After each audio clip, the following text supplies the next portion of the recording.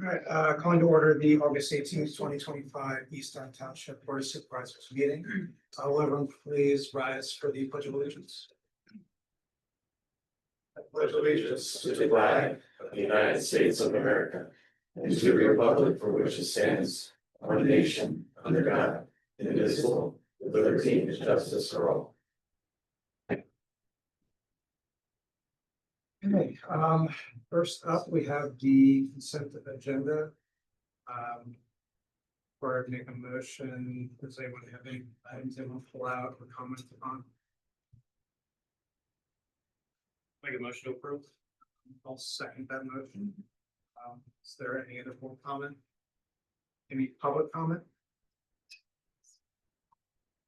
Hi, I'm Tom. I represent Tommy's Mainline Towing, and we read the ordinance, so we made a pact to request to be on the rotation or to tow this. We have worked with the township for years through other people, but my council recommend bringing the package so that you could know about us and our work in the area and letters of recommendation from other chiefs of police and things of that nature.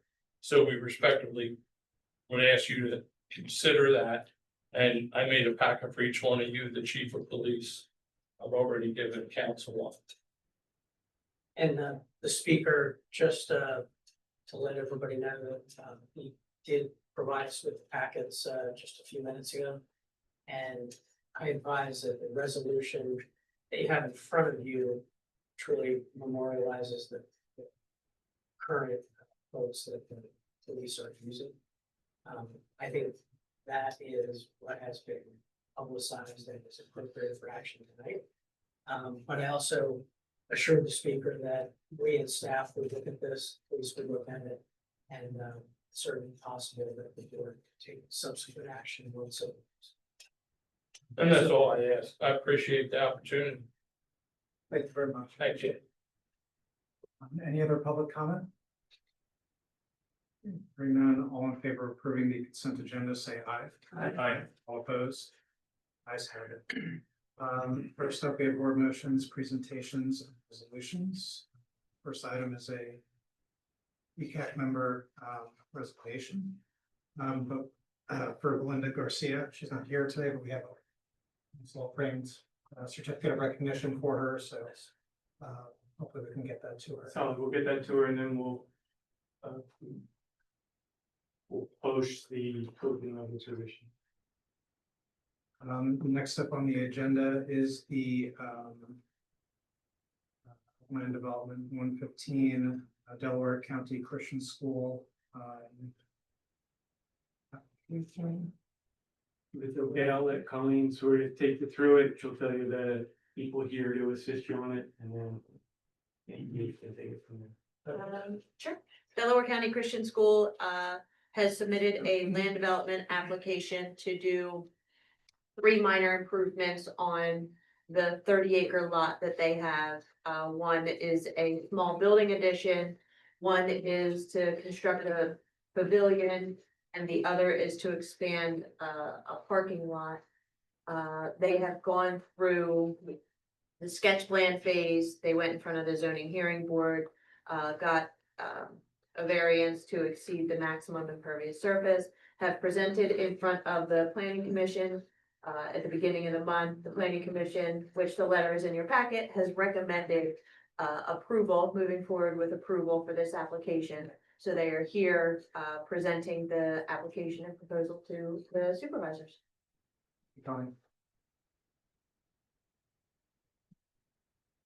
Dave Falcone here on behalf of the applicant. Colleen kind of did all my work for me there, so that's great. We did receive updated review letters from your consultants, which we are grateful for.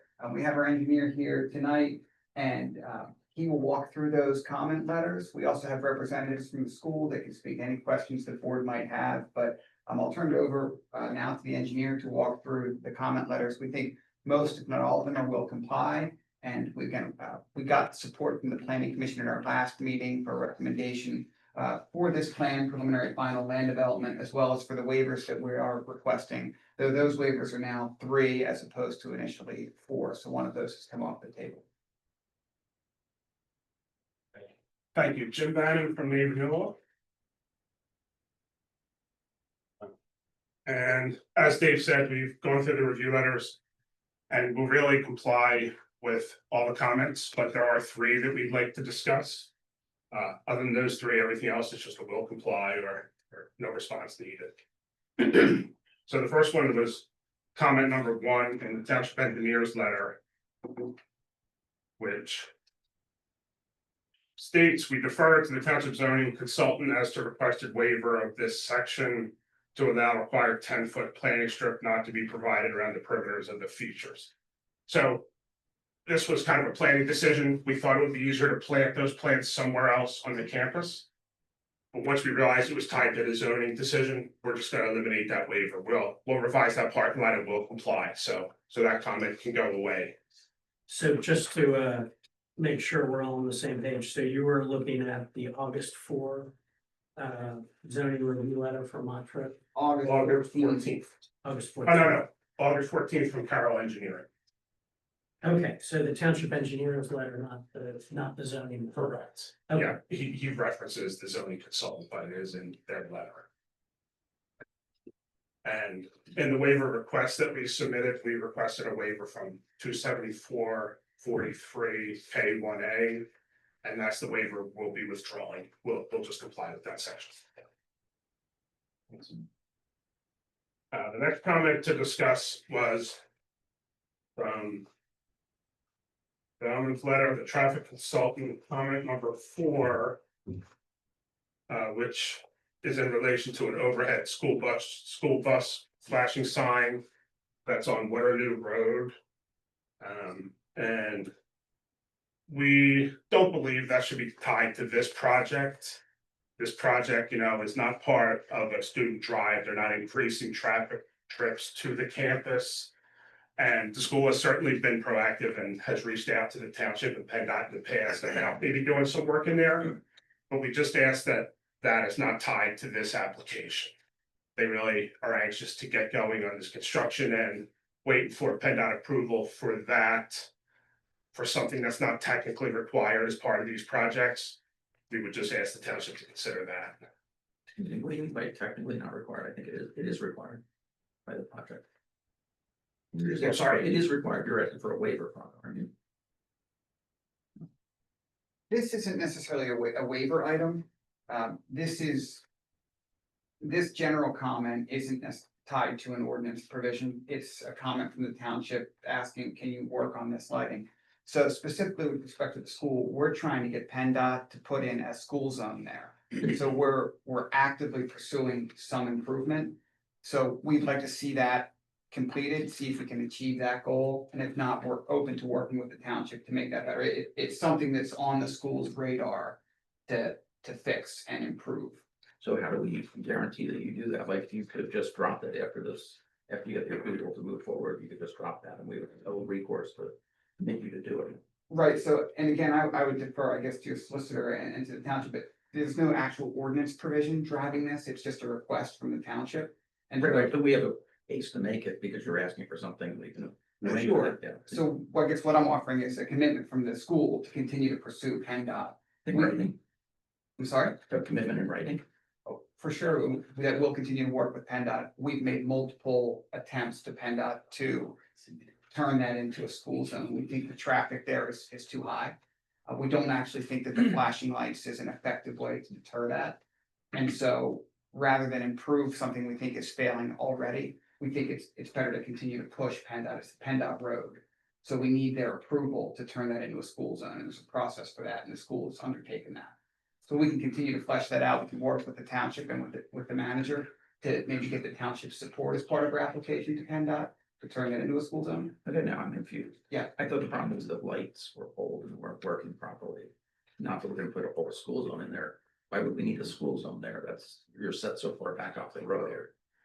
We think the traffic coming through there is not safe. So we want to slow it down during hours when we're bringing traffic in and out of the school, when students are being dropped off. Are students crossing the road? No, we do not, So why do you need a school zone? because we have traffic coming in and out. Parents bring, these are all younger kids. This particular campus is the younger campus. So it's all, interaction with parents dropping off students, we think it's appropriate here for a school zone, which is why we're pursuing that. We don't think that the flashing lights is an effective deterrent to the traffic, to speeds. The school zone is to protect the children. You're telling me there's no children involved on the road, so therefore why would we put a school zone in to annoy the traffic when we don't need it for protecting the children? We think there is a benefit to the campus to have a school zone there. That's Yeah, why maybe we're to the pursuing it. campus, but not to the township. If your children were at risk, I would agree a school zone is an appropriate thing to do. If the children are not at risk because you're so far back, why disrupt the traffic flow? We think there's more benefit to a school zone than just the students themselves. We think it's school zones flash when it's students arriving and leaving from school. And that's because of traffic and in some instances, students coming onto the road. And so we think slowing traffic to allow that oncoming traffic and outgoing traffic to be, I guess, influenced by those cars coming on during that limited period. We think that a school zone helps that. We think that's a benefit to the township actually, as well as to the school district, because it's the travelers that are not stopping at the school and that are just traversing the road that are, I think, the most in danger for cars coming in and out of the campus. So we think a school zone there benefits both parties almost equally. There's a light there right now, isn't there? At the There's no end, light. No, no light. What time is your school zone? What time would it be? When do students arrive? So, yeah, in the morning, it would be something like 8 o'clock to 8:20, and in the evening, it would be, or afternoon, 2:55 to 3:20, something like that. Plus a short. Short period of time. So I think the Bowman comment is that the flashing warning signal should be considered for upgrades or replacement to meet current standards. So do you have a concept proposal on what you want the school zone to be?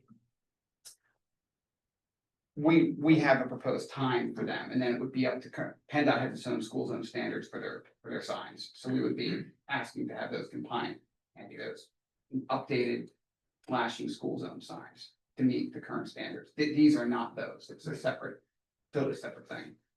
It's not a school zone now. It's just a flashing light. So there's a light there.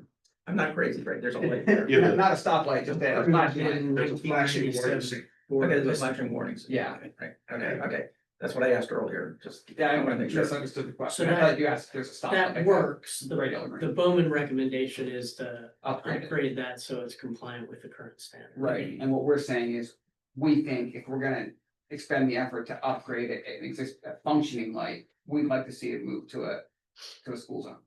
And that's what we've petitioned PennDOT for. You mean upgrade the light, but also have other school zone signage or Correct, road maybe markings? correct. To designate you're entering a school zone, your speed would reduce for that limited period, you come out the other end. I think the flashing signs now are simply warning signs that you're approaching the school. And what problem are we trying to solve with that? I'm sorry, Like, what problem are we trying to solve by making a school zone? speed through that area when cars are coming out onto the road during drop off and Okay. pickup. I mean, are they going in the same room? No, Well, then the police should slow them down, but I don't understand why that, you would take them from, let's say, I don't know, let's say it's a 30-mile-an-hour road. They're probably doing 45, you wanna take them all the way down to 15, so. during those times, yes. Okay, that just seems excessive. Okay. They should be doing 30. So, Agreed. I mean, it sounds though then what you're saying is the comment should come out all together. But you're asking for the comment to be different. I'm and asking committing for it to to come something out, different. this would have to come out altogether. Yeah, so Michael, you Yeah. kind of want it out all together too. You don't see it as, I mean, this all started, the traffic engineer is saying the light's old, and I guess not working, I don't know. It is, It works fine. It works fine. The letter just says it's not a current PennDOT standards. Okay, so the light should be brought up to current PennDOT standards, that doesn't need a school zone. That just, you go on the catalog and find something, oh, that's a PennDOT valid, that's a PennDOT standard light, put that in. That, again, my simplified view of it, and the whole school zone thing is a separate issue. You can bring the light up to standard without putting in a school zone. we could, but what we're saying is, we are pursuing a school zone. We don't believe that upgrading this light has anything to do with the project we're putting in. We're pursuing, and we're before this project even submitted, an improvement to that light. that's what, we started that before this process. We'd like to finish that process and try and get PennDOT to agree with us. So we have three things going on here. We got your project, we got the school, we have a school. Right. The project gives us a chance to suggest to you, require you essentially to fix the light. Right? That's what the project tells me. We have the negotiation with Bill. Sure, we still have to go through PennDOT. So, The because school zone is a request you're making to support your school. I don't know why, because there's no children involved. That doesn't make sense to me, but that's a different issue. So I don't see why we wouldn't just require you to fix the light as part of this project. it's certainly your project to do that.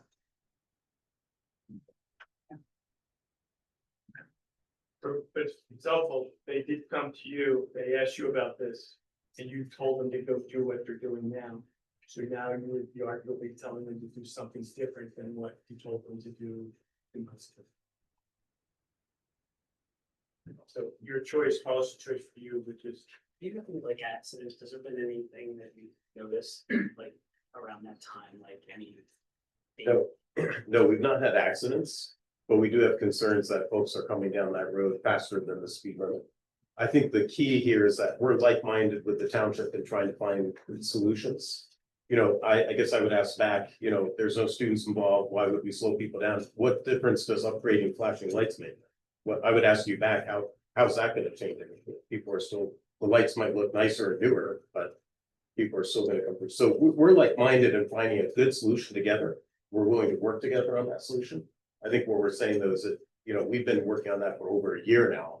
We would prefer it not be tied to this specific project, but we're committed to finding solutions as well. It might be a solution, it might be just upgrading the lights. But we'd like to make sure people are adhering to whatever the speed limit is for safety of all involved. It's not just our families, it's folks that will come around that road and will cut into the opposing lane of traffic to cut around because people aren't moving fast enough for their life. So So just a couple of things that the light might not be visible for the distance it should be. The pole might be a breakaway pole. There could be all sorts of reasons why the traffic engineer thinks we should upgrade the 40-year-old or 50-year-old pole that have. That are engineering type things that should be done. Mhm. And I defer to the engineer. It's up to the board, and I guess. One way to think about it is you could say, am I right that even if you created a school zone, you would still have that flashing light? But even a modern one as part of a school zone improvement by Penn. That's right. It would be updated lighting. It would be a school zone package, which is different than the package that's there. When I say package, I mean the lighting package that's approved by PennDOT. That's a separate process for them to approve school zones and then approve the appropriate lighting and distances. Versus a replacement of the existing flashing light without it. That's correct. So you could consider saying that. With Bowman comment for that the flashing warning signal shall be updated. But is to be done in accordance with the applicant's submission to PennDOT, which may include a school zone request. But I don't know whether the board, how the board feels about the school zone request. I think I know. Yeah, It's one of I the feel, items, yeah. And what's, just for my knowledge, what's the township's? What's our requirement as if school zones, but It's more you don't have an ordinance requirement, but your traffic engineer and any land developer. They look at existing conditions. So even if this expansion is not directly related to more cars on the street, Bowman can say, out on the street frontage, you've got this school, warning light that is 30 years old and should meet the current standard. So it's a reasonable condition, but it's not a specific ordinance requirement. Chris Williams is available online if you have any questions for the traffic engineer. Joan, were you asking about like our burden or costs for? yeah, I mean, I'm just trying to, I'm trying to understand Michael's hesitation and, if there's no, is there a lot of, I guess I'd ask our traffic engineer, is there a lot of traffic at those times? Is that a really heavily, I don't drive that way a lot, so. I'm just asking if they're heavily traveled road. See lots of traffic those times between 8 and 20. But whatever it is, the 20 minutes. My gut was telling me that's, you're cheap, I don't have any, I can't comment on that. I mean, it's a morning rush hour, it's travel, I think in the end, PennDOT's gonna do what they're gonna do. Right. Either they're gonna give it to you or they're not, based on their criteria. And Mike's right, one of the big criteria for them is pedestrian. Doesn't mean they won't get it, yeah, I'm just saying, they've got an uphill battle. I don't think you have a cost on your end, you'll own the equipment at the end. And there will be more equipment to own with the school zone. But the cost is very minimal, you're like $20,000 all in for everything. So it just gets cost. So PennDOT says that they do not approve the school zone, then they do it up. The existing sign. That's correct.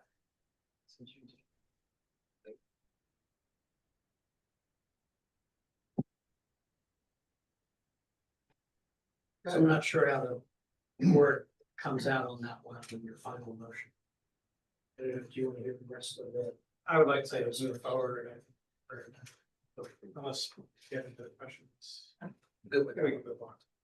So the only other review letter comment that we'd like to discuss is from Montrose comment 10.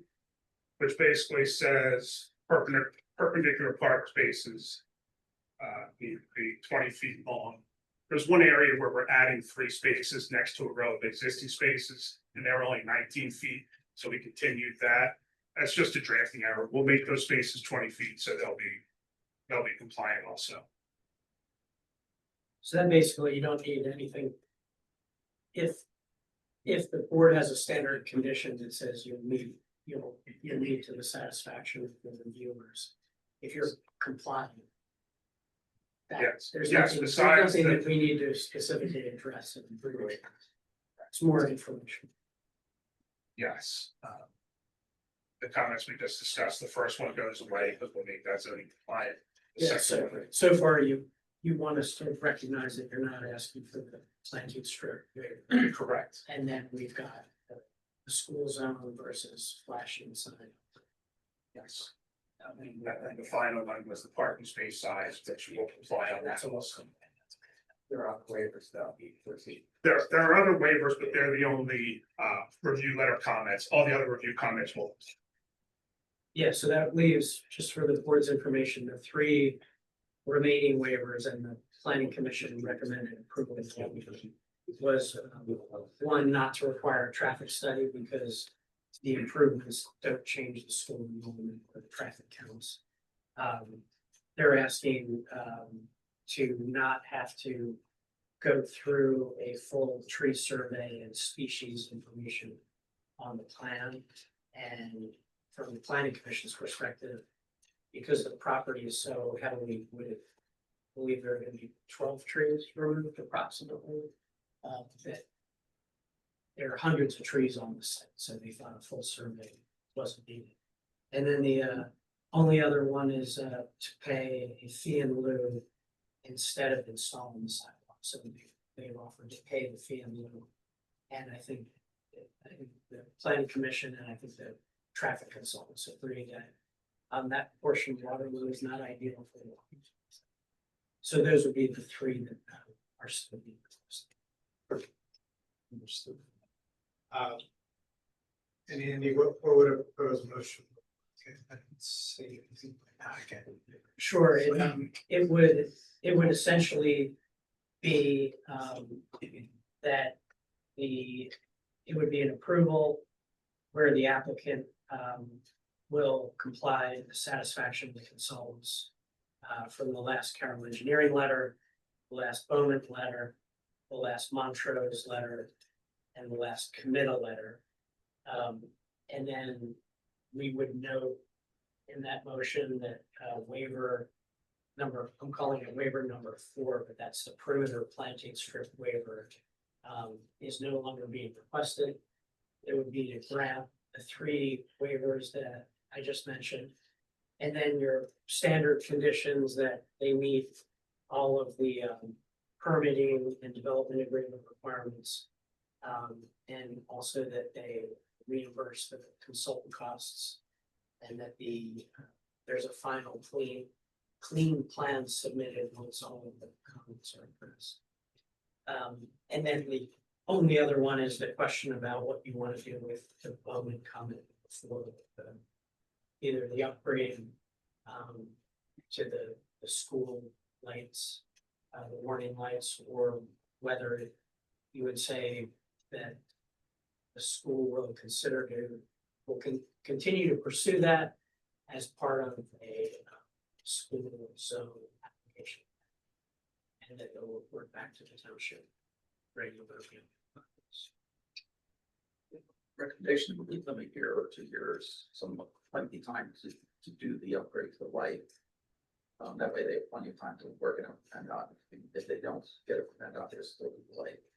What's the motion? So there'll be a motion to report back, right? It's not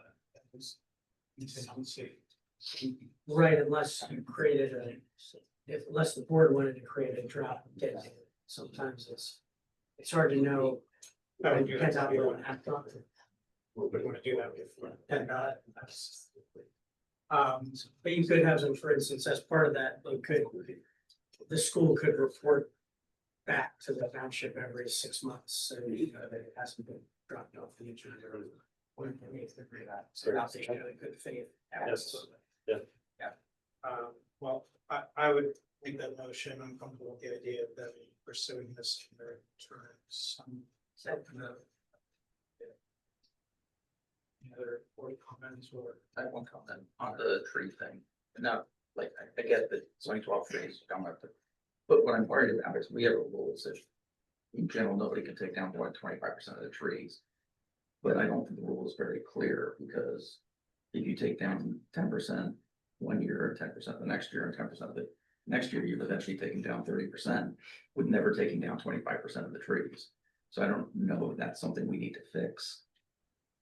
Because this has happened before where we've gotten these requests, and I'm wondering, are we keeping track to make sure they don't ever take down 25%? I've, my children have played basketball games at Christian school.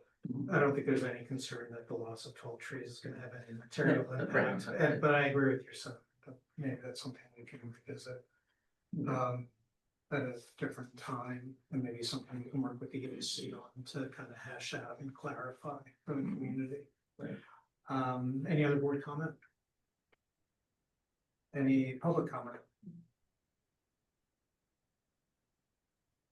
Alright, hearing none, all in favor of approving the motion, say aye. Aye. Opposed? Ayes have it. Thank you all very much. Thank you very much. And we'll get you all a written set of conditions shortly. Okay, great. Thank you. Don, good seeing you. Thank you.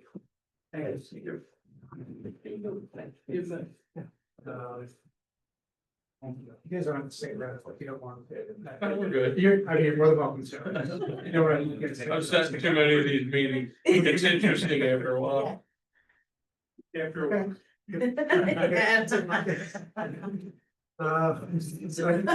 If people are going to complain about things we do, they should stay here and see what we do. Right, ecstatic, stay here. It's great. It's good to be involved somewhere. Yeah. I just didn't want you guys to feel. No, I. No, understand. yes. Next up is the professional service agreement for MS4. Yeah, Joe wrote them. Joe, take us through this one, it's okay? Yeah, so Arrow has been keeping track and submitting annual MS4 reports for us for the last several years at least. And we're just looking to get another agreement with them because their agreement is expiring for the next 5 years. We're looking to re-up them as our MS4 coordinator and engineer. So the scope is the same, price is just marginally, keeping pace with inflation.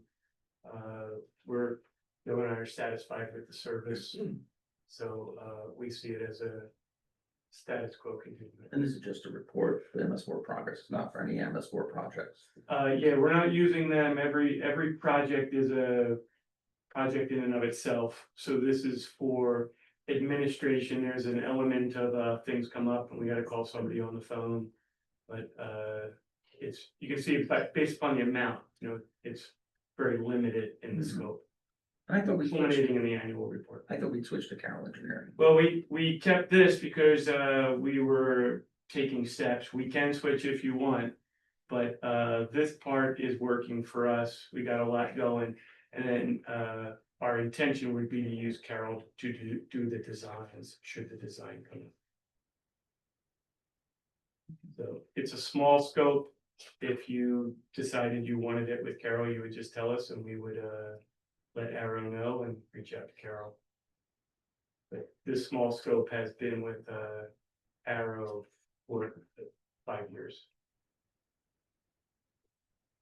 Well, I'm comfortable, if staff is comfortable with this arrangement, I don't have any concerns or comments on the proposal.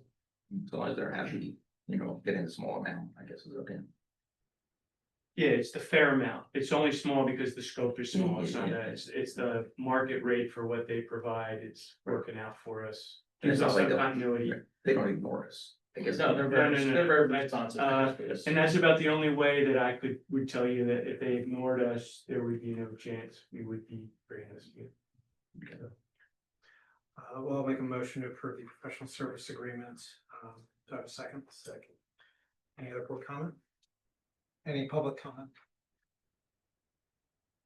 Hearing none, all in favor of approving the motion, say aye. Aye. All opposed, ayes have it.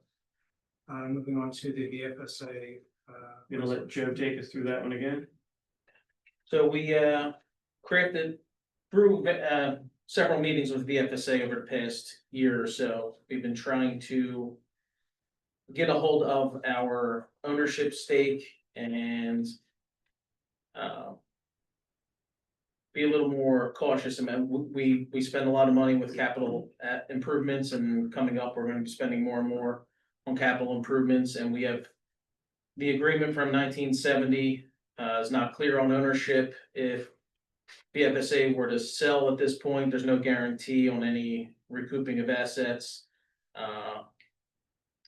There was going to be an MOU drafted, there was a draft of it, and we weren't comfortable with it, and neither were some of the other municipalities involved.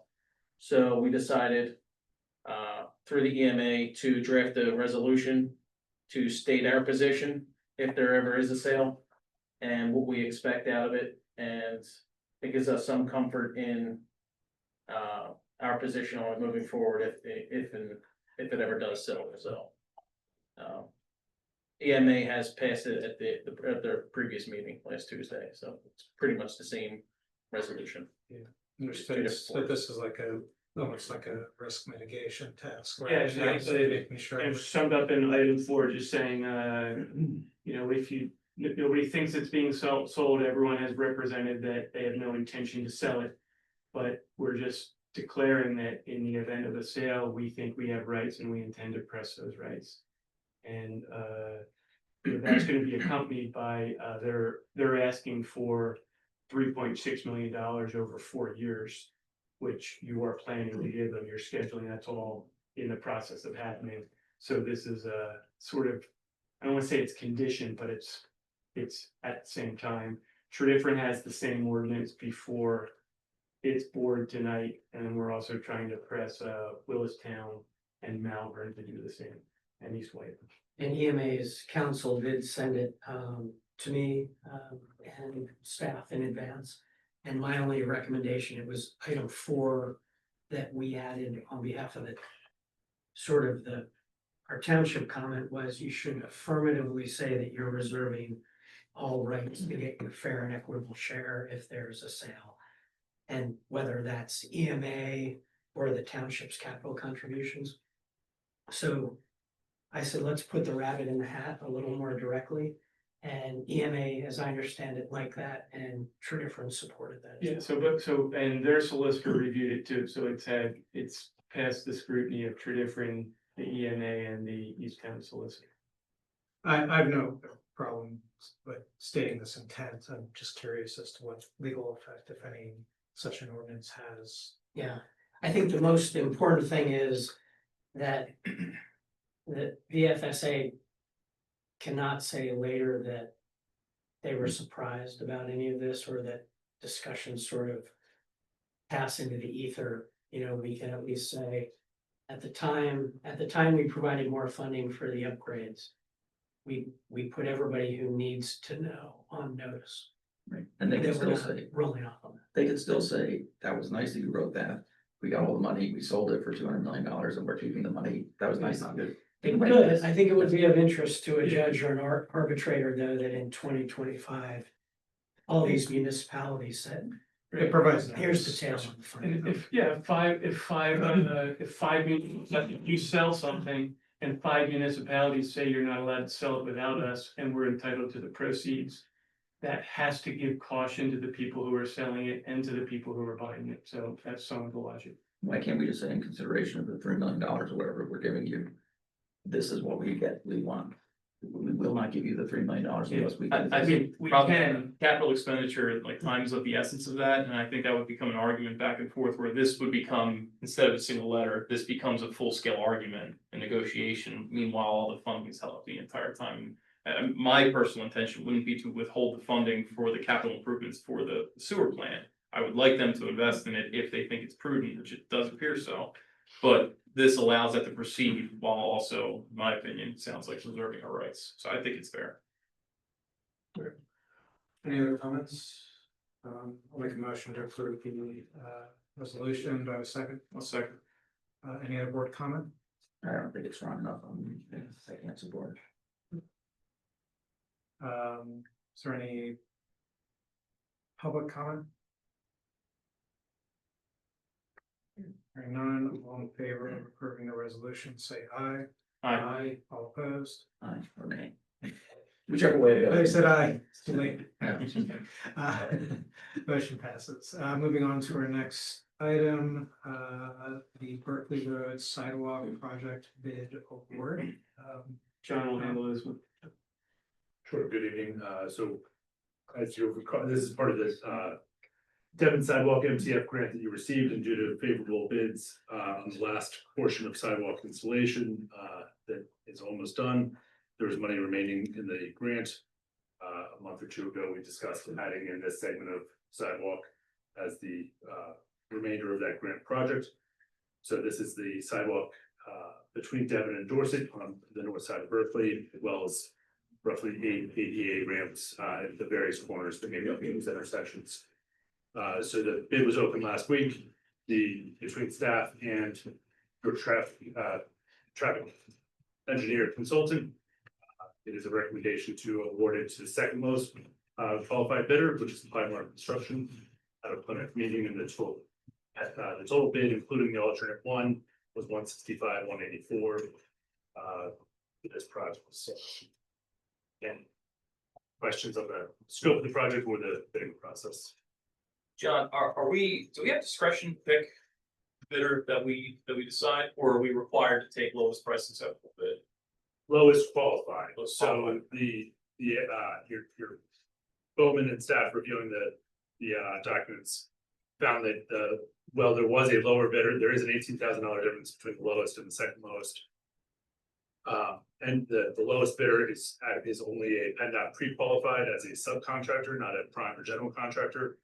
And that other work that they have been working on, not working out great, according to their professional opinion. So Understood. yeah, you do have some flexibility to adjust accordingly. And that's a professional opinion of Bowman. Yes. We are right, you make it somebody they can work for told us then. Just to be through Bowman's professional experiences. They did not, we didn't call up their people who support them. Somebody said no. Well, I understand Bowman's comfortable documenting that, and that's really, at this point, once the bid comes in, when bidding is required, that's the municipality's due diligence. So you've got one, whether they met your spec, whether they're pre-qualified in the right way. That's a really technical issue, but on the performance, we would typically rely on our own professionals, and it's not, that doesn't happen every day. So if they're willing to say that and document it, They did. And then the second note on this one is that we're expecting to come in, the total project cost to come in slightly below that bid amount, just based on some items of the bid requirements that were removed after the advertising. So there's some items that don't need to be replaced in terms of trees and fencing that or shrubs and fencing due to the one property owner. So we're expecting the total project cost to come down slightly. But there's staff and your truck consultant recommend the second lowest bidder final construction. I'll make approved to move forward with the Berkeley Road sidewalk bid award and I'll go to second. Any other comment? Any public comment? Hearing none, all in favor of approving the motion, say aye. Aye. All opposed? Ayes have it. Move on to departmental reports, are there any items that staff or board want to pull out? Yeah. I agree, correct.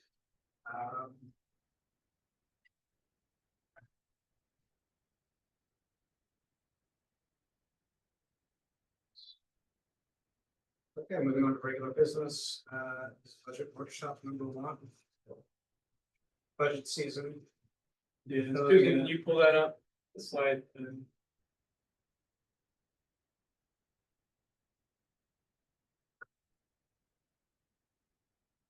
We did this last year, we just want to move from general to particular, and we don't want all this tough decisions to be made in November.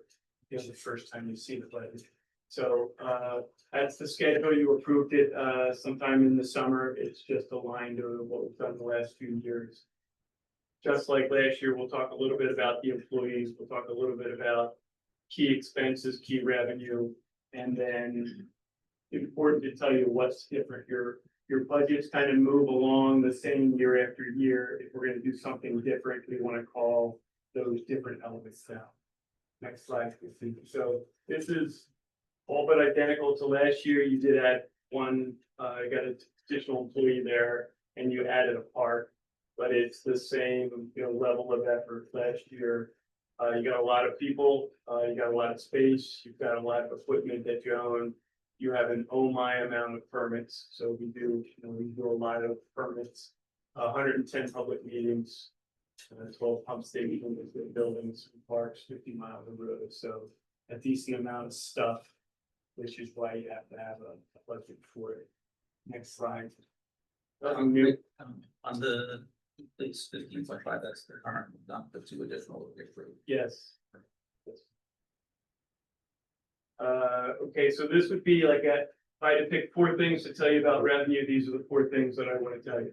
So on the left is that distribution. This is just the general fund, but the general fund is representative and it's the biggest one. You can see that you see how big real estate is relative to the others, and earned income is brand new. You didn't even have that before. So last year, this would have even skewed more so that anything you want to do that's discretionary, you had to do with real estate tax. You're getting some relief from that by having earned income tax. Just 2 little facts. One is the 94% residential. That's key for you all. You don't have a commercial center that can provide 1/3 of your revenue. So you're getting your real estate tax from the residents, more than a lot of surrounding municipalities that will have a large commercial basis. And gradually, you're going to be shifting to more earned income tax. Remember, we had some big safety factors in it. We had the first year as an incomplete year. So just organically over time, the real estate earned income will go up. That'll give you the chance to lower the real estate tax. That's all aligned to what you told me you wanted to do in the past. So nothing, it's not new, it's just an affirmation. Are these year-to-date numbers or projected year-end? That's 2025 budget. So that's what the budget. Yeah, so this is to show you what's this is to give you like the representative of that number will go up. We'll get to that in a little bit. The earned income tax. And then this is a familiar, you've seen that before. That was key. You saw the relatively flat real estate tax. That meant relatively flat real estate revenue. Then 24, that was the year that you had to have the sizable increase. 25, you began tapering off on the real estate tax, replacing it with earned income tax. And then presumably there'll be another taper in 26 because that's what you had indicated. Right now in the placeholder budget, that's set at 5%. That doesn't mean it has to be 5%. That's the starting point of what you'll see in the first budget. If you want it to be more, it can be more. If you want it to be less, it probably yes. Next slide. Again, 2 slides for expenses. On the left is your distribution by function. So informative, that salary, healthcare, and pension probably represents 70% of what you do. That's traditional for government, probably a lot of entities. And then on the right, it's the same distribution, but by discipline. And you can see that policing is very expensive. That's also not new to you. That was brought to your attention last year. That's a condition of local government policy. Oh, there's just all the things. If I put in everything, it would just be too many things. So it's just to make the math. All of those add up to 8.5 million. Why is fire almost zero? It looks like zero. Because that's paid from the fire. So in years past, that would have been a tiny little number. This year, it would be north of $1 million, but it's paid from the fire. Okay, so this is all intended to just give you a little a little background to get to this point. Next slide, please. All right, and then this is again it's your 2025. It's not. I didn't put this here so we would look at it and talk about it line by line. That's a 1-page snapshot of all your funds and all your activities in the funds. So it's a good, if you needed a single, it's available online, it's in the budget, it's in the packet, it's a public document in a lot of places. If you needed a single document to understand your finances for the year, that's probably the best single page. Next slide, please. All right, so the status quo. So things are just sort of staying like traditionally, everything just went up by inflation. You weren't looking to do new things. And so everything just went up by inflation. But you are looking to do new things, or you're doing new things. So everything just doesn't increase by 2.5%. You've got a lot of parts coming and going, a lot of moving parts. So you got to understand. So here are just five of the moving parts that are very different than they were last year. So start with the next one, Stuart, please. All right, so we talked about this one. This is the VFSA capital. So you make a contribution to the VFSA, you make an operating contribution and a capital contribution. Traditionally, your capital contribution has been relatively small. Now it's 3.6 million over 4 years. So for you to simply make that payment, you would have needed 2 20% increases. Instead, what the EMA is recommending to you is that you borrow the money and then you have a modest 6% increase. And then you pay that over 20 years, which is more than the life cycle worth of cost. So that was a recommendation that came out of the EMA.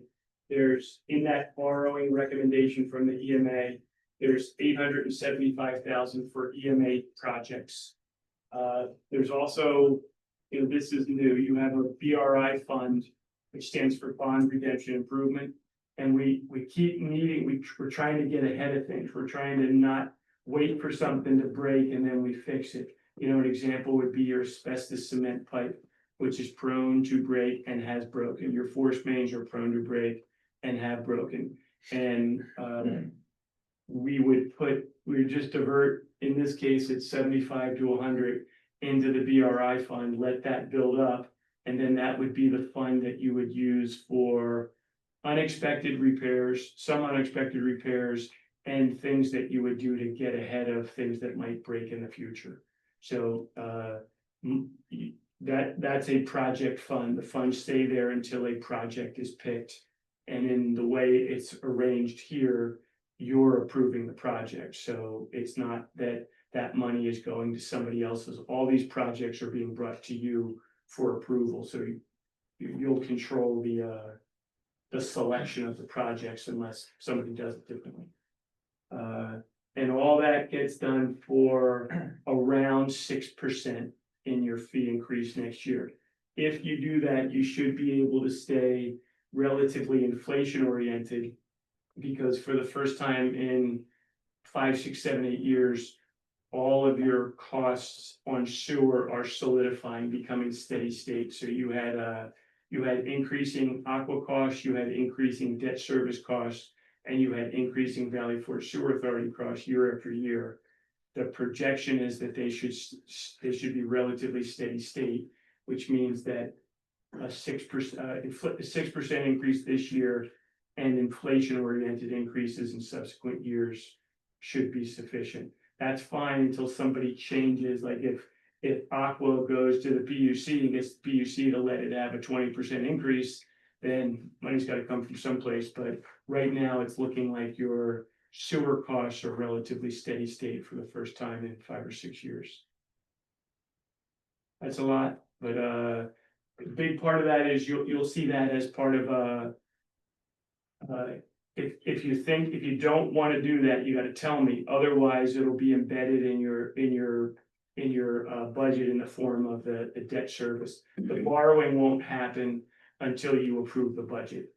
I'm just surprised at one-time 6% increases. Well, you had a 20% increase last year, so the two of them, and so this year you have a very large surplus, so you'll spend down the surplus, and 6 isn't enough to cover 3 point, but 26 is enough to cover 3.6 million. Okay, trash, trash is we've talked about. Your price went up by about 16%. You're gonna need a fee increase of around 9% to cover the 16%. If you recall, we elevated the fee last year a little bit to account for the unknown of how much the fee would go up at the end of this year. So that's why you don't need that. That's just to pass through. You don't need the 16% pass through because you increased this year's fee with a little bit of reserve in it. You move to fully automated. This is one where we need a little feedback from you. You have in the contract, there's a charge for the second can, 35% markup. And then the thought is that second can would be, the cost of the markup would be passed on to the customer requesting the second can. The hauler believes that almost no one needs a second can, that the large size can that is the baseline can is enough to present a second can, but we put it in the contract just in case. The expectation is that you want that as a pass-through, that the person getting the second can would pay the markup on the cost of the second can. If you didn't do that, you would just be absorbing the cost of the second can from all the other people who are having one can. Our expectation is that you would want that as a pass-through, at least initially. Fine with me. Don, quick question. The price increase around 16%. I thought when the bids were presented 2 months ago, whenever we did this, that the whitetail disposal fee was the same as what our current fee was. Am I misremembering that? I think so. Joe, it's kind of marginal increase. Whitetail was around 16% higher than year 5 of Republic. And Republic's, just for comparison, Republic's bid was around 50% higher than their current. Yeah. So you're getting the best bid and the lowest price. It's still higher than your current one by 16%. I think maybe the snow, that was similar structure. The Maybe. previous contract snow was the current one's new one, it's the same price. And another item is the periodicity of change. So what we have to guard against is like I want 2 cans this week, but I want 1 can next week. Sort of thing, or 2 cans this month, but 1 can next month. So our thought is that the periodicity is, no more than every 6 months. So if you make a change and then you decide you want to change back, there has to be some practical periodicity to it. So that's what we have in mind at the moment. And you have to be comfortable with that. You know, you'll see it in the form of the fee schedule is where you'll see it and approve it. But again, we're informing the draft here, like, so before you see it the first time, if you have discomfort with it, I want you to tell me and we would have to come up with another solution. Do we know how many people use two cans? In recycling, not many. And in recycling, we just absorb the cost of the second can. So the thought would be, it would be something along that scale. And arguably, we could, you know, if it turned into that and you decided to just absorb the cost, if it was just 5 people, you might absorb it. Some of the concern would be that if it doesn't cost you any money to have a second can, why would you not get a second can? You know, so some of it is to keep it from being abused. Seems reasonable to me. Okay. There will be people who move or something, want to do it in the 6 months, because the new people don't want the extra can. Yeah, you just gotta give us a little Yeah. flexibility to be human. Right. We're pretty good at it, and we'll Right. all we're trying to do is avoid the and we get a little bit of that. We get a little bit of have gone on vacation. I don't want to pay for my trash, you know, sort of thing. And we can't do that. We can't. We just can't accommodate. You know, Yeah, that it's sort not of set up to. Yeah, so if there's some kind of special circumstance, we'll be practical and we'll be a kind, gentle government. The way I think you want us to do. And related, has anything happened with what's gonna happen to the existing trash can? No, other than presenting your concern, I don't have a solution to that. Okay. Yeah, so the concern that they represented to you that they would recycle the old cans if someone wanted them recycled. When we inquired on that, they said, well, they might just be landfill. And my reaction wasn't that that's outrageous. My reaction was that's not what you represented. So what I told them is they either have to unrepresent that to you or come up with a solution. And that's where it is at the moment. Anything else? Okay, next one. So this is related to, you know, what you said a moment ago, Michael. So 15, you look at that was your distribution of EIT and real estate. You will collect more in 26 because you'll have 4 quarters instead of 3 quarters. You know, we're still using a relatively modest estimate, but it could be, you know, as much as 4.5, maybe a little more. We'll see. We only have 1 quarter of data. Presumably, you want the real estate tax to recess as their earned income goes up. The specific question of, you know, do you titrate them perfectly? You said you didn't want that. You set the rate. You'll bring the real estate tax down, and anything reserve that the EIT collects will stay in you know, at this point, it will be in the general fund until you find a reserve home for any excess revenues that it would collect. 2027 still up in the air because you won't fully know a year, you won't have a year worth of data on the EIT until May of 26. So don't know what your 2027 earned income tax would be. You know, presumably it will be more, and presumably it will give you the chance to continue to have your real estate, your millage come down to a level that you find more appropriate. Okay, so go back. Okay, we are planning a 5%, you know, your placeholder budget or the draft budget will have a 5% reduction in real estate tax. If that's too much, you can probably adjust it at the draft level, or before then, if it's too little, you can tell me. But right now, that's the number that I have in what I'm calling the placeholder budget. Yeah, so unless you tell me otherwise, it'll show up as a 5% decrease in the real estate match. We reduced it last year by 10%, right? Yes, and if it helps, when you know, we didn't really know the numbers, we just took we did the best we could on the data that was before us. Your target from 2 summers ago was a 15%.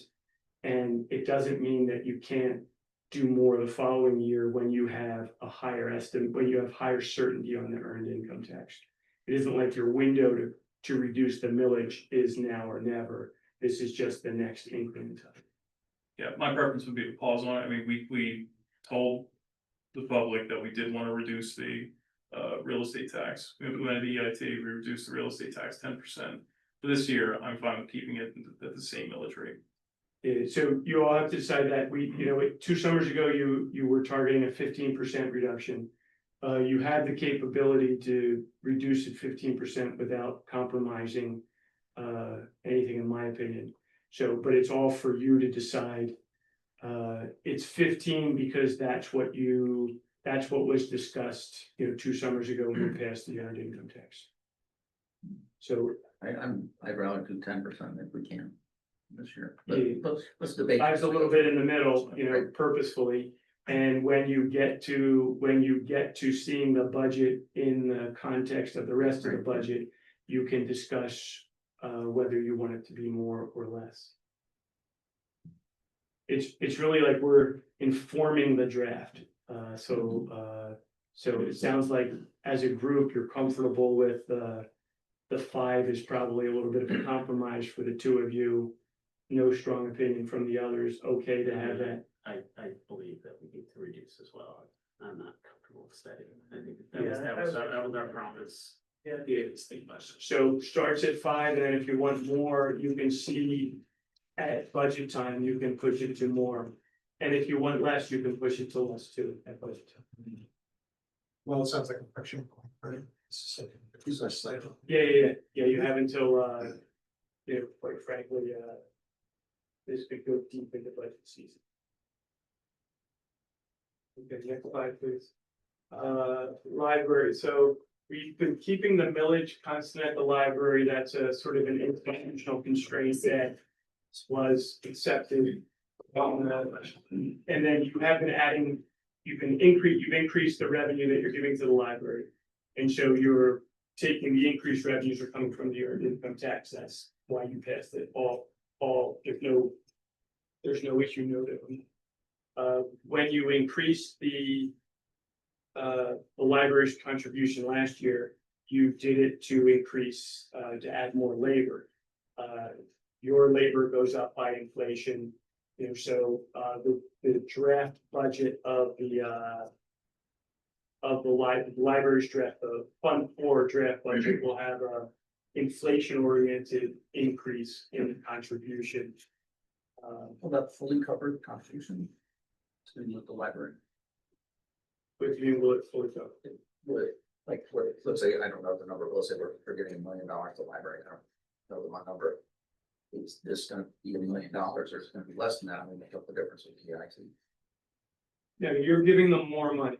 You're Right, giving them, I get that. yeah. But I want to make sure the millage, I would like us to get to the point where the millage covers our contributions to the library. I don't know if this does it or not. Sounds like we need to increase the millage in order to do that. Yeah, I'd have to look at that. You're mostly millage, yeah, the millage, it's pretty close to that, yeah, It used to, before we yeah. increased it, it covered it, and then 1 year we increased it. Yeah, so the money's fungible, so I get if it, you want that, that means that, the millage in the library goes up. The other villages come down, the EIT money goes elsewhere, so Right. all you have to do is tell us that doesn't cost you any more money. Right. The big thing now is that your contribution will be, you know, I don't know, it's 3% of $900,000, so it'll be more than in previous, it used to be flat until the library came in and said, hey, we need more for this. But the rest of your budgets are escalating at inflation. You're telling me if you don't want to increase their contribution at inflation, you're increasing the fire department contribution at inflation, so. I'm reading your cue, this isn't my idea, I read your cue that this is what you wanted to do, so Yeah, I'm fully behind increasing, I'm just I would like to make sure the millage covers it, so that. Yeah, we'll have to look at that. Yeah, sure. I'm glad we're having this conversation, because I would then think, you want no money from earned income tax to go to the library. It's more, I want clarity and transparency. This millage goes directly to the library, that's very clear, you know, not we're taking something here, something there, something. Well, you do have that, that's the millage, that's what's going, nothing's changed in that regard. So for housekeeping, because Andy, there's that 1946 memo, whatever it was, that talks about what our village dedicated requirement is to go to the library. I mean, does that get muddied now that we have the EIT, or can we keep that and then supplement with EIT or vice versa? So Like, yeah, so what we have recommended, and I think we followed it in the last budget year, is to leave that millage stable, that, in other words, unlike other things where you might do more with EIT versus real estate tax, with the library, it's best to keep the real estate millage steady or increasing, because we know over time it's increased with inflation. But I think it gets very complicated if you have something that becomes not measurable, that you're changing the basket that you take it out of. So our recommendation, at least as to the library, is to keep the base funding consistent with real estate. And not, for instance, drop that down by 80%. So it's not going down, it's staying constant. If that produces a shortfall in the fund, the EIT is providing the shortfall in the fund. So all the other funds had the millage reduce. The library did not have it. And I just want that commitment, like city farm bill. That they're committed to, you know, funding the library to this level, because that's the millage percent. And the EIT can cover other things. That's where I'm going. So I don't know if it does that, because it might be that what you want is you want to raise the millage of the library to 0.7 and then have no earned income. And if you all choose that, that's fine. There is some of your reasoning for earned income was to get the natural escalation that earned income has. If it increases automatically, millage does not. So, you know, I think the library has to decide which one they might like the idea that we have a tax base that increases automatically. Some would view that as a solid attribute. But that's for you all to decide. It won't, it's all fungible money, so it just moves around along with one price. Okay, so unless you tell me otherwise, what you're gonna get is you're gonna get a steady millage at the library. You're gonna get a marginal increase in the contribution to reflect inflation. I'm fine. Okay, next. Yeah, this one's also got a few moving parts. So ECAC has a project. ECAC's project is you know, I think where they're going is they're gonna make a recommendation that you get pay as you go to millage for certain, the borrowing for certain projects, not all capital expenses, just certain capital expenses. If you look on the right, you identified those four. This was taken from, you remember Alex, a little exercise there. So township buildings, sidewalks and streetscapes, trails and open space acquisitions, are four of your priorities. They are expensive endeavors. They're very difficult to fund in a pay-as-you-go manner. And some would say that you shouldn't build a building in a pay-as-you-go manner. If you want to build a building, you should borrow and pay debt service on the building. You're going to probably get a recommendation like that from ECAT. So if you wanted to do these four things, you could identify the projects in 26. You could develop a capital plan. The key is when you borrow money, you have to borrow it specifically to do tangible things, not you just borrow it and then you figure out you borrow it for. So you could borrow for those four projects. There would be more elaboration than there is now. We're moving from general to particular. You develop a plan that would have sufficient specificity on what you're going to borrow it from. Then you'd borrow it in 26. And then you build it or buy it, like in the case of open space acquisition, and then you're not building anything, you're purchasing something. So it would push the actionable elements of this to 2027. You would use 2026 to do the planning and the borrowing. So 2026, you're not in a position to do any of that. In part because you don't have, you really want the earned income tax to be reliable, predictable before you start committing to some of these.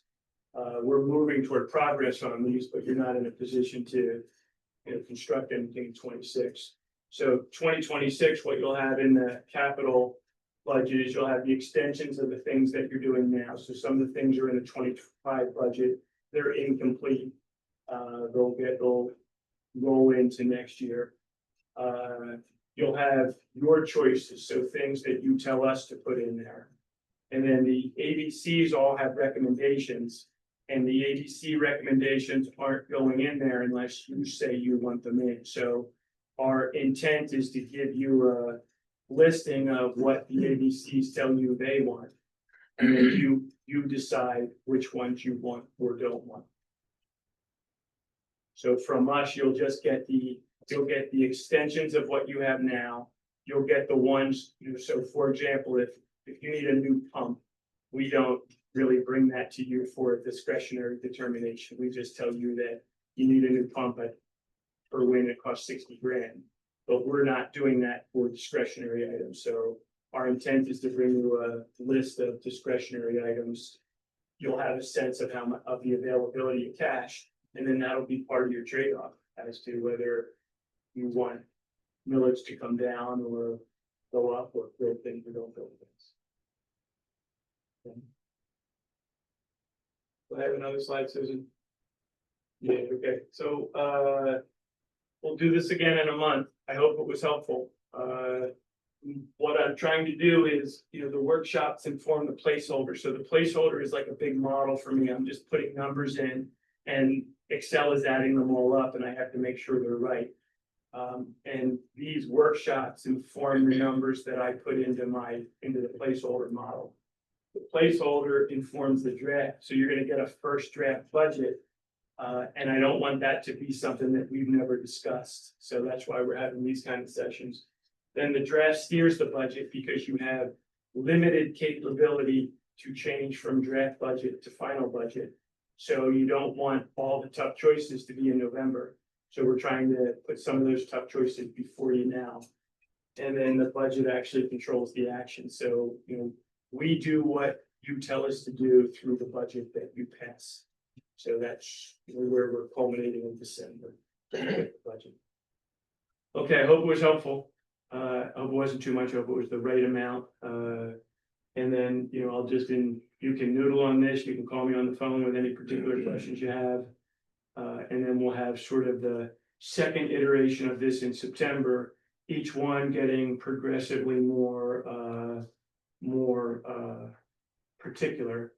I expect to put the placeholder budget before you in October. So that's the first budget in the form that resembles the form that would be approved, and then the draft budget in November. Thanks, Tom. I appreciate that. I think it's a good first step in the long, exhausting process of budgeting. So thank you for that. Moving on to the RFQs 2026. I guess the issue for us to decide is whether we're putting out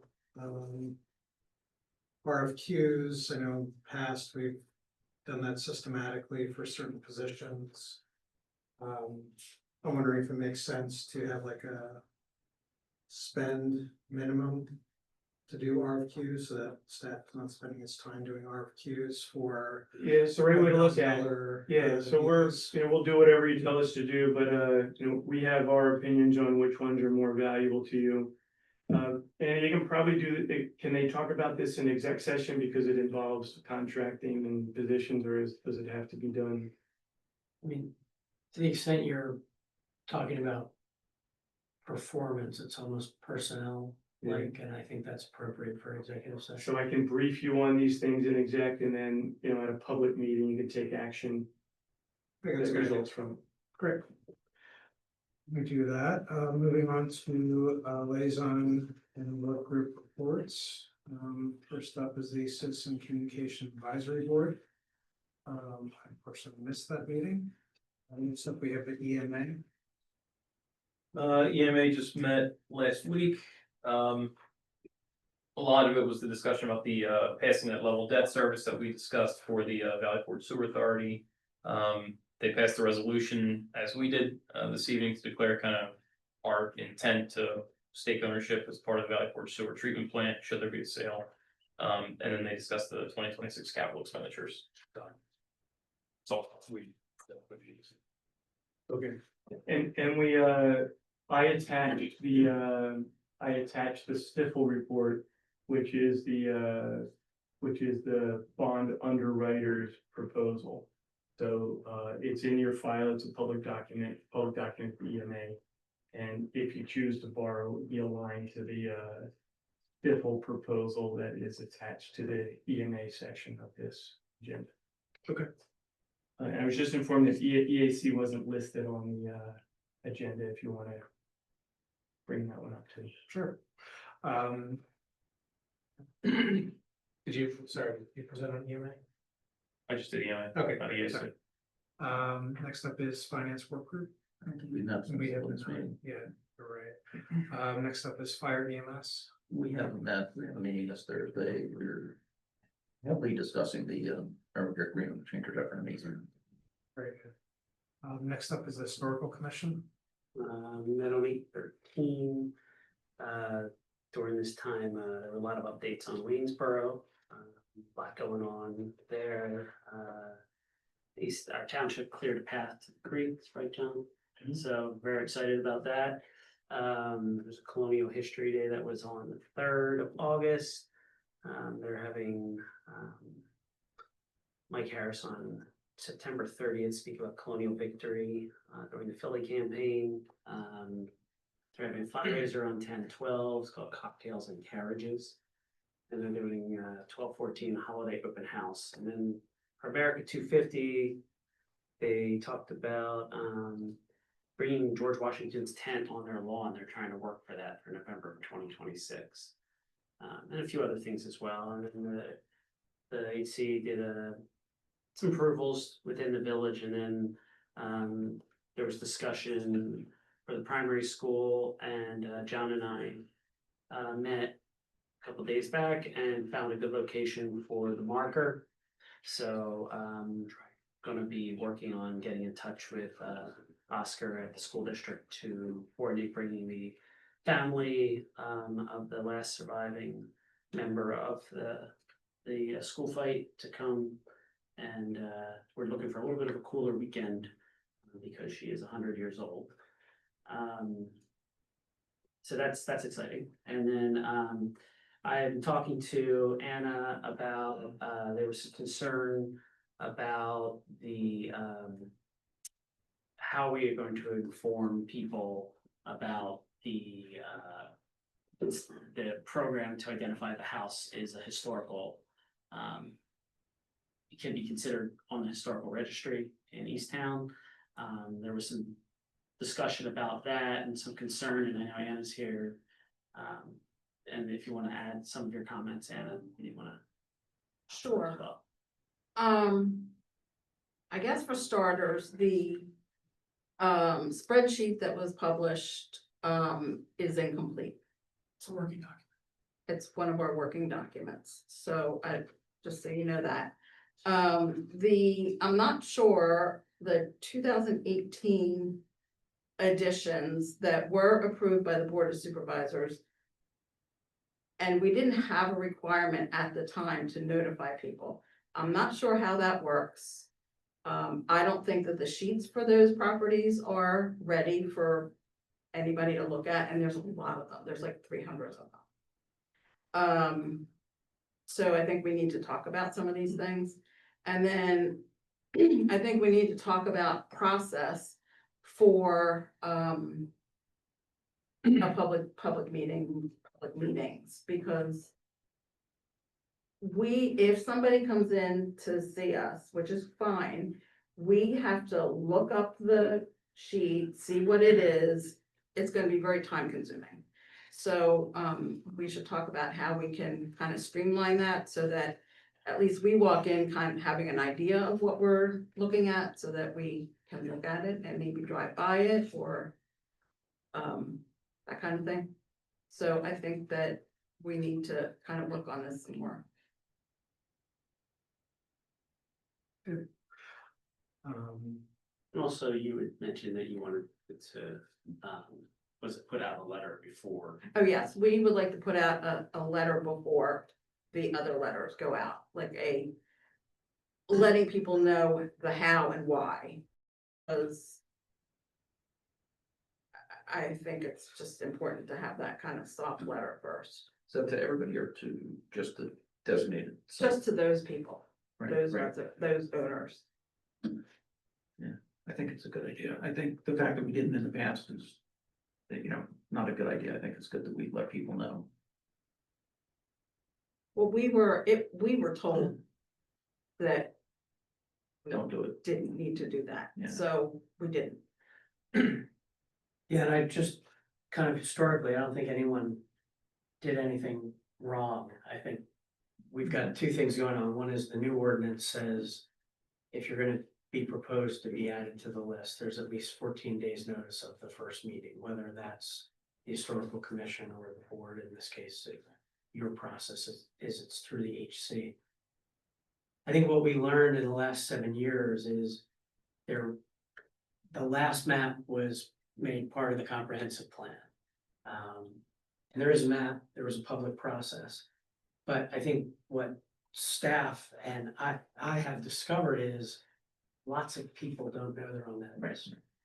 And what we've run into, township is suddenly in the middle of transactional disputes. Because for instance, the Pennsylvania Association of Realtors, the standard PAR forms, they say, are you aware of any historic designation for your house? Generally, along with zoning. And then there's a more specific property disclosure where they say, is there any historic preservation ordinance or restriction that applies to the property? And I think what we've discovered at the administrative level is there are lots of surprised people out there.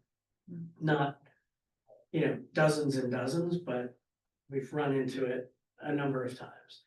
And so part of the thought was, and we're all open to the best way to do it, but since there are gonna be properties added now, and some, it looks like from the working sheet, maybe deleted, is we thought it was an opportunity for the township in some way to let people know that they're on the list, because we do think township should have a record that everyone who's on the list got some type of personal notice, even though it might be a 7-year-old map, or in some cases, a lot of those properties have been on for many years before. Where there- 1979. Right, where there was no, unless, you came in sort of the pre-digital era, there was no sort of map to the world, but now there can be.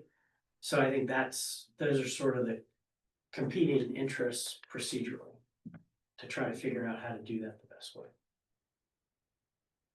And the map is not the best way to do it, because it's very hard. You can't really see, is this you or, is this you or is this you? It's like very, especially when you get to the Village of Berwyn.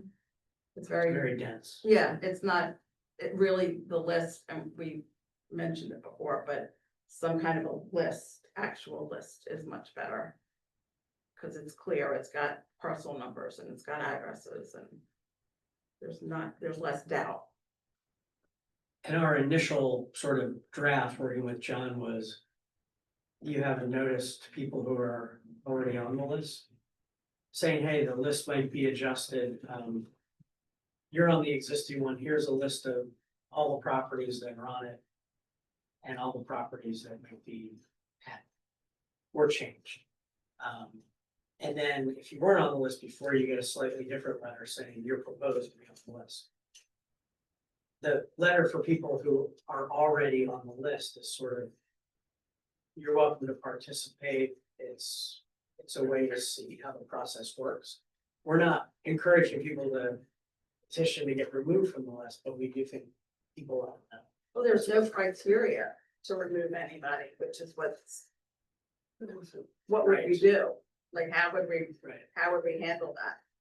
And the ordinance talks about, in the unusual case, I think that's, Tom Comita's, language in that draft from 7 years ago.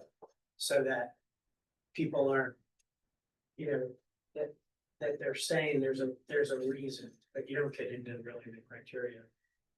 How, I think the historical commission is doing a good job by looking at it.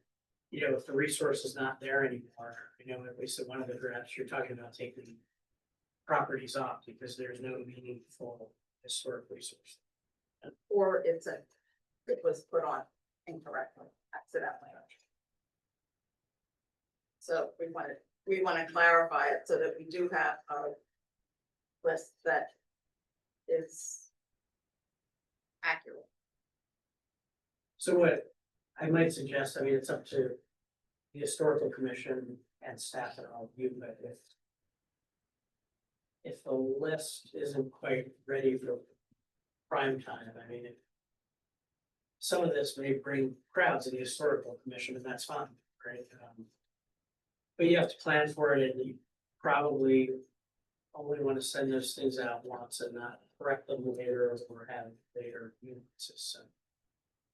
So the speed question, I guess, is whether there's a list that's ready to go and how we finalize those things.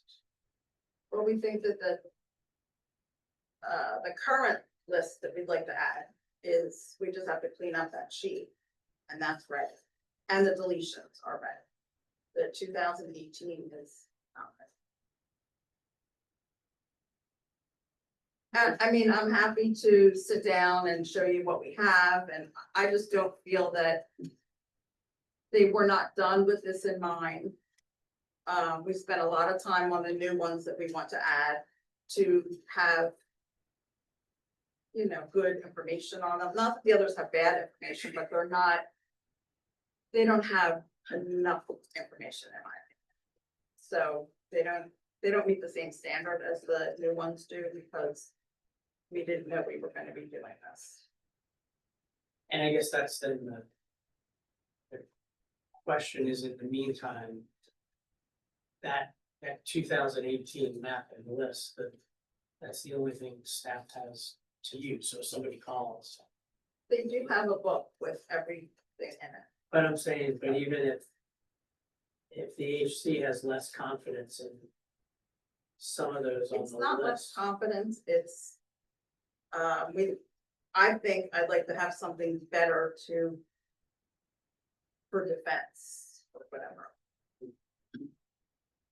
I'm happy Are that, there companies that do this? yes, there are. Is that what we should do? Have you guys manage a process so that we get this done? Instead of, It's It been sounds in our budget a couple times, and there is a VPP grant for it. But we have to come up with, I believe it's the 40%, and they are expensive.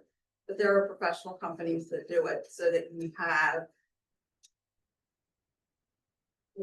good, beautiful. instead of taking 10 years to get it done, I'm not. No, Right. that's what you're looking at. Right, let's have somebody focus on getting it done in a relatively short time frame.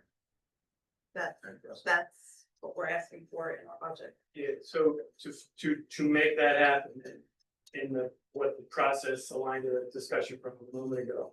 What we would need for the EAC to do is recommend that to you all through the formal process that we're asking.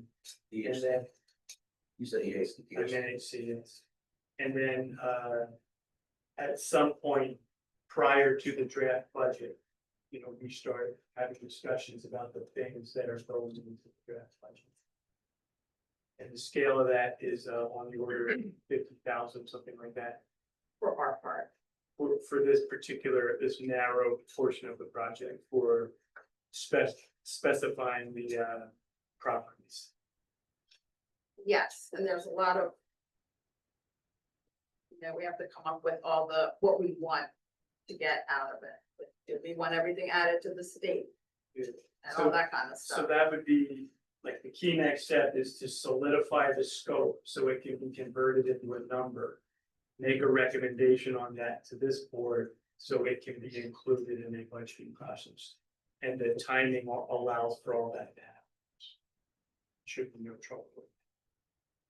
John, anything? You're still looking for a grant writer to. Yeah, if there's anyone that I know nothing about them, I Clear with the township. have trouble reading, I mean, I can read it, but I don't know, I've never done that, so. I mean, we could probably get talking points on it, but somebody would need to finesse it. So, very good. We'll noodle on that a little bit. Yeah. You know, presumably this is getting the grant is a professional done by us, not by the HC. So they tell you what they want in it. They help you create what it does and we facilitate the process. So we'll noodle on what we would need to do that, I'm sure. Moving on, stuff that is library board of trustees. Library did not meet, they meet, daily with policy. Planning commission? And yes, you met on August fifth. But it's on the agenda where the short term rental property on Jefferson Road, that was the memo. Delaware County Christian School also went over their plans for the update from the Complete Streets Initiative. And had a good deal of discussion and input with the planning commission on the outdoor restaurant seating. What changes they thought that we should have. I think that they were going to give recommendations. Right? That's correct. For them. Outdoor seating.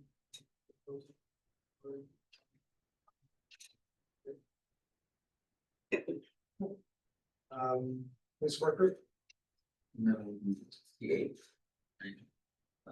On that, we talked about the use of the money that they received from the work from Mike Sesser. I would highlight the three things: the motorcycles, the dog, and a third farm. The three big things, a bunch of other stuff. I fully support everything we talked about. Because that comes up. Yeah, I just thought the interesting thing was to clarify the dog, so I was hesitancy. It's not like a German Shepherd, it would be like a lab or something. That's not like an attack dog. It's got, you know, functions as a police dog. It's not this posing, scary, frightening kind of dog. So I thought that was interesting because it could also have a dual purpose, like maybe bring it to schools and stuff to, you know, show the police dog in action as well for kids. I thought it was a cool idea.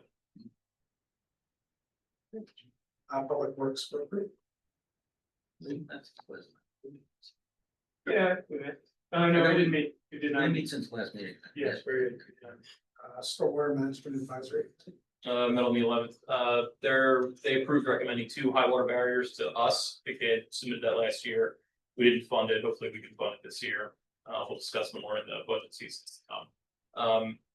The contractor's putting out riprap on the side of the road at 1388 Berlin Paoli Road, just to kind of prevent road scouring. It was brought to us by a resident. Looked like something within our jurisdiction, so hopefully it could be a relatively cheap, quick fix. And then we also discussed MS4 permitting for project number 3, which is Hilltop project for the stream restoration, which would rip out a bunch of trees to kind of restore the stream. But that's generally on pause. I don't think we're going to pursue that until we see either an evolution in MS4, get some clarity on that, or make a decision on, you know, wanting to do something like that. So Yeah, we're working with somebody to bring a softer version of that makes it a park and then, yeah, and if we can't find that, then we'll let you know that we couldn't find it. cool idea. Right, I would definitely like to for those two dams in there. I think that's worthwhile doing no matter what we do. Yeah, so we hear that you don't want the robust engineering variant that removes the swath of trees. So we're gravitating toward an intervention that would be a park amenity. If we can do it, we'll let you know. Great. EAC? Right. Oh, that's me.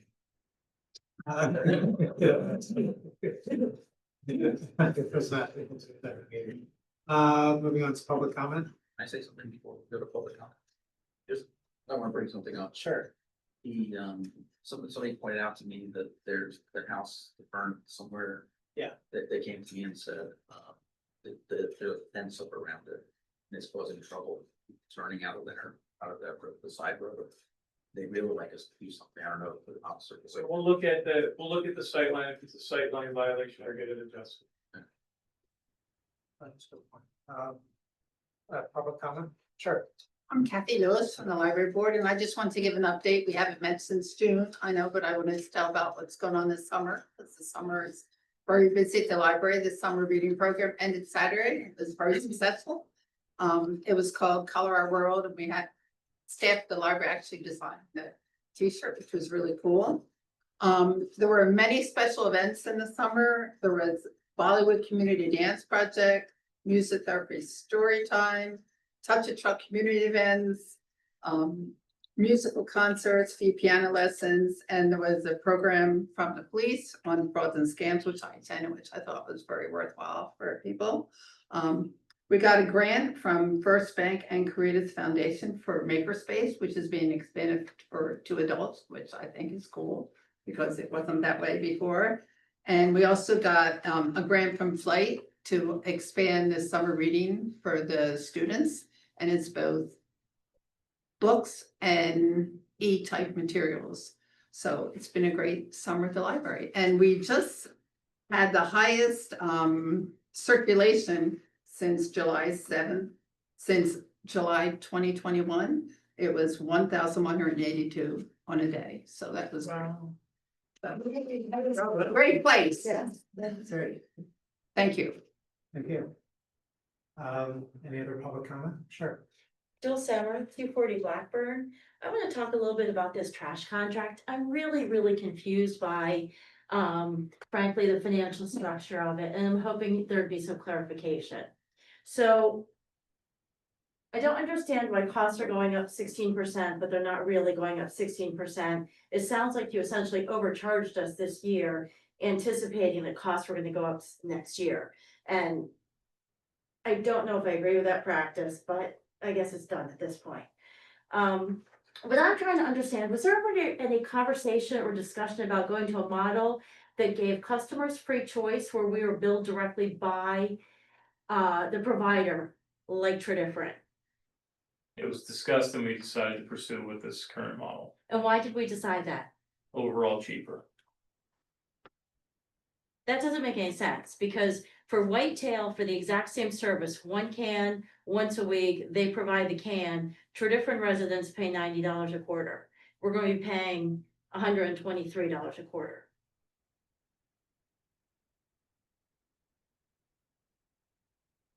John, do you have any? I wouldn't know what they're paying in Tridifferent. Yeah. You know, I don't know, and I don't know if that includes recycling also. Yes, it does. So you picked this is the way you've had it. If you want to do it differently, you do have you are in a contract with Whitetail for 3 years. So if you wanted to do it differently, you'd have to get out of the contract or do it at the end of this contract. Did we look at Tridifferent or talk to Tridifferent? I think Tridifferent's shifting to the other model. Have you talked to Tridifferent? Because they We called talked to residents there. Yeah, Tridifferent has talked to me about shifting to the Easttown model. They've been in my office to pick our brain on how to shift to the Easttown model. And part of the reasoning is that in Republic, your hauler got out of the private market. So the market as Tridifferent has it is becoming thinner. And that's making the service problematic for some, not all, but I have had people from Tridifferent call me and ask me to arrange for Easttown to pick up their trash. And when I say why, they say because my hauler won't come and answer the phone. So the market, the haulers like Republic, I believe like Whitetail and Casella are moving to this municipal model. They're leaving a different variant for the that sort of residential model. If you want that, you have to decide that. Now you're taking the some would say the consequences of that. But that would just be the choice. That's a policy choice for you. Yeah, that's funny you bring that up, because that was my understanding, is that people who do the private selection, they seem to have more issues Whereas when Easttown, we have one contract with one service provider. They're usually under our thumb, meaning that nobody's missing your trash can and not hearing about it. Yes, we Right, hold, like, and we hold so- $1 million of leverage against that And right, and per month. It's the same, it's whitetail. oh, I'm not disputing that, but like Actually, you're So assuming. we, you're- so at this actually, point, we haven't gone to whitetail yet, so all these lack of issues and. We may be walking into those issues if we're getting the same provider that Tridifferent's getting. Actually, there are two different parts. I talked to 3 different companies about this. They have a retail division and a wholesale division, completely different management structure, completely different trucks, completely. Yes. They are incredibly different. They're almost like different And companies. different contracts in the two Yeah, municipalities, so the form of the contract in Tridifferent radically different than the form in Easttown. Which one better is a choice for you all. Right. I like the idea that we don't have 7 different trucks going up and down each street every day, you know, like. And Michael, I agree with you, I, on one hand, but that's an expensive thing, just like I would like to go drive a Lamborghini, but I can't, so I drive a Ford. I mean, at some point, there's a cost to things. Absolutely. And, I would like and to- so when I would say our cost is 40% higher than my neighbor's cost, Well, I would like to look into that, because I never looked into it, which I apologize for, but my assumption has always been because we're paying wholesale rates, we're paying a lot less than retail rates, which is what Tridifferent homeowners are paying. So look, I would like to look into that and find out the numbers, because I don't know that, it doesn't make sense to me right now that a business could deliver the service to 13 different houses, 13 houses spread around, rather than knowing they're going to every house. right? It doesn't make, and remember, Whitetail was by far the lowest bidder on this. Well, I mean, the one that we had was what, up by 50%, you know? The next question I have with regards to that is, I sat through this budget presentation and heard you talk about how high salary is and the cost of our personnel, and, we're hearing that the building's a problem because we're bursting out of the building. Rather than flowing through the building through Easttown, was there ever any consideration to, Whitetail bills all those people individually, they give a credit card? Was there ever any consideration, or is that all part of the wholesale versus retail discussion? I don't remember if we discussed, do you recall if that was discussed? It's not part of you could sort of outsource the whole thing. Mhm. Well, Whitetail does it for all those residents of Tridifferent who Correct. contract I with think them. that's what I just said. You could do that. You could outsource the whole thing and the billing. Now, you lose the capability to provide leverage. We take, in a bad week, we take 3 to 10 calls a week on trash and recycling. And we answer every one of them. We do our best to put leverage to get the problem solved. If they do the billing, then you take the government out of that side. But we take it as our responsibility is to get the trash and the recycling out. And then we are a liaison between the customer and the contractor. If you don't want to do that, you would just get us out, and then the citizens would not have us as that buffer. But again, you could potentially reduce headcount. Certainly Whitetail does their own billing for those Tridifferent residents. We have what, 10,000 residents, 11,000 residents? Something like that, yeah. So, Tridifferent has So fairly. same thing, you'd have to do the same with sewer, like if you outsource that, you could outsource the billing. But you haven't done that, you have the form that you have selected. We don't, we take it as it's the municipal responsibility to get the trash out. We are a buffer between the company and the It customer. must not be working for Tridifferent though, if they're switching over to the municipal model. Well, I mean, my friend has Whitetail and she hasn't had They any are issues with switching, them. so it must, Well, something. we don't know if they're switching, but Well, I don't know if they're switching, I know it's a fact beyond dispute that they came to my office I and know they you- asked me you've been- about that, and I know it's a fact beyond dispute that citizens of Tridifferent have called me and asked me to arrange for Easttown to pick up their trash in Tridifferent, knowing that they don't live in Easttown. So, and we're Donna, all settled as, all up for you, it's a policy choice for the 5 of you. Do you know if the fee includes bulk item hauling and refuse? Yes. Mhm. So the retail fee includes that as well. And I'll add, Don, your fact beyond dispute, that we haven't had whitetail yet. I know people have whitetail. Tridifferent has also reduced their amount of approved contractors because there was at least one. It was, and a couple of them have been bought out fairly recently. So they used to have, I don't know, 5 options and they've gone down to 3. You know, I don't know the exact numbers, but I know people who have whitetail right now. And then the other point, you mentioned the, 2 cans. I understand there's a financial incentive. There's a couple things I don't know if you've thought about.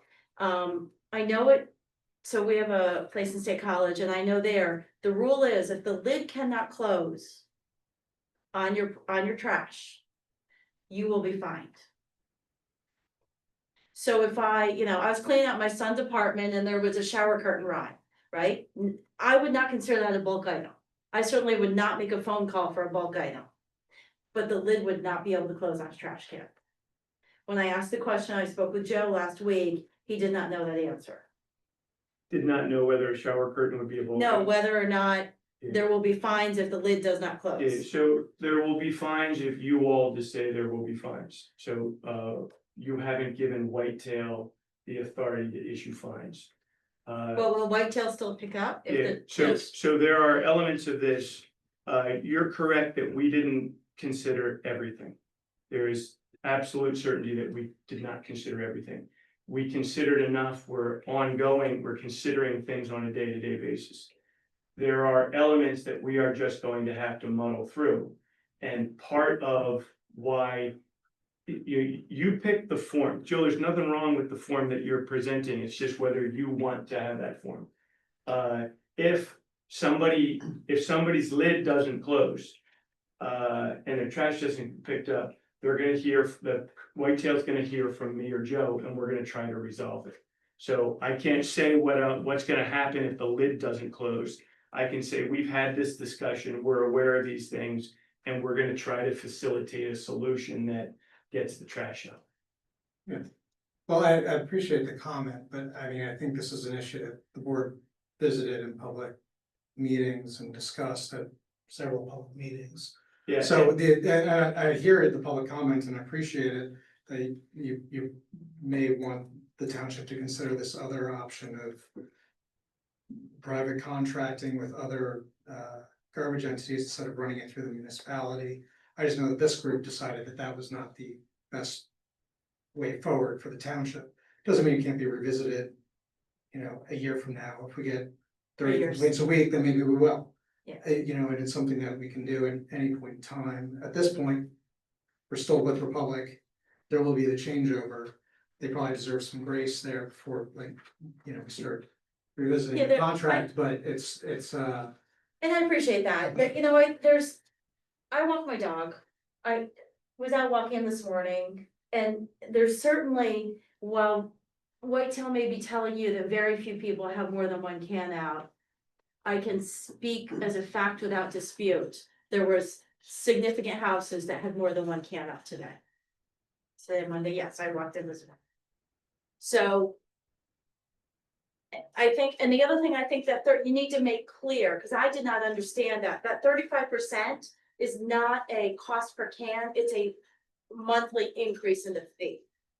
So it's a 35%, so instead of paying $130 or $123, so we pay $123 plus another, it would pay closer to $160, $170. So, can I ask you to Yeah. clarify that in communication? So very good, we would need to clarify that. And then and the reason I asked about the fines, we're part of an HOA there. We pay our fees, our trash pickup is done, and so we had a long conversation. Should the HOA absorb if there's fines that come or not? Because the provider there has said, if the lid doesn't close, there will be a fine. So,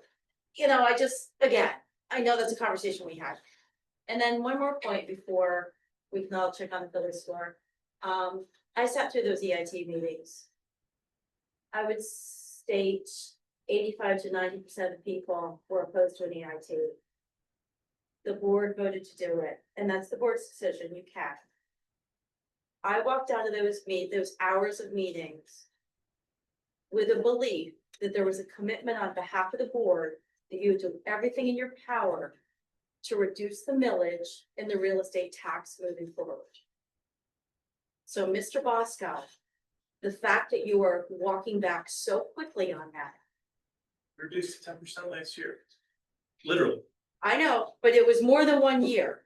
I walked out of those meetings saying it wasn't just a one-time 10%, but as you understood the impact of the EIT, that there would be a very strong commitment on behalf of the board to continue to reduce real estate taxes. Which we So- followed through and reduced it by 10% last year. I don't understand. That was 1 year. I understood that it was more than 1 year, and maybe I misunderstood that. But I'm disappointed that you're so quick to want to hold real estate taxes when they were increased so significantly from 2020 until now. So, I'm disappointed that it's the immediate gut reaction of, oh yeah, we did 10%, we're not doing it anymore. We gave more than 10% in the last 5 years.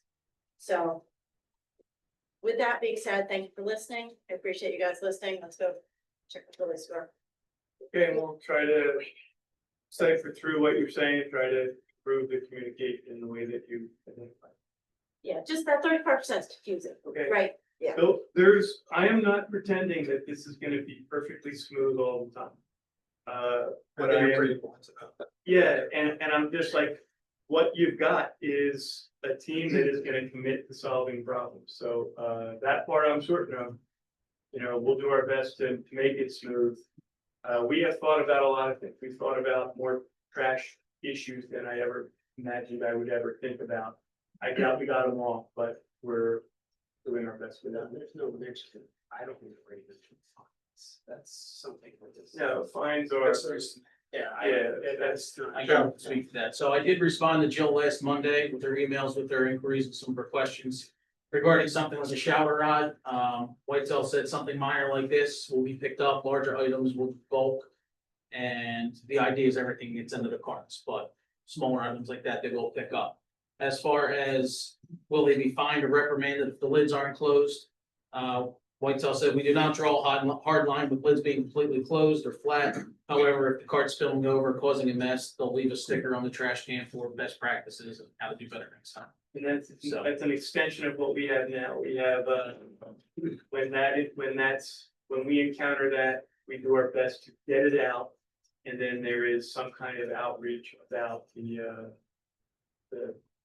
how the material is presented.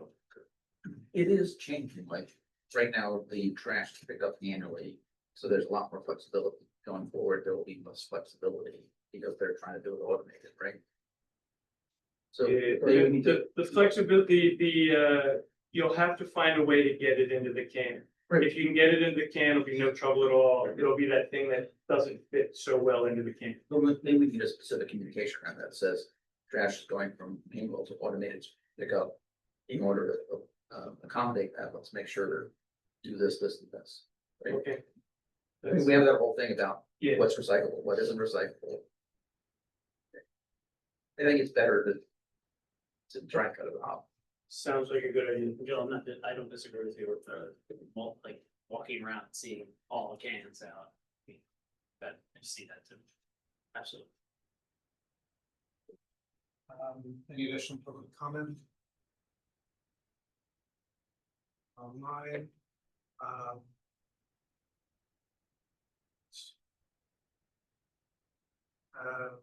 Announcements, Easttown announcements are available on the website. Do I have a motion to adjourn? And I just wrote a. Oh, I'm sorry. We have an executive session about to come up on litigation. Thank you. Motion to adjourn? Meeting adjourned. Thank you.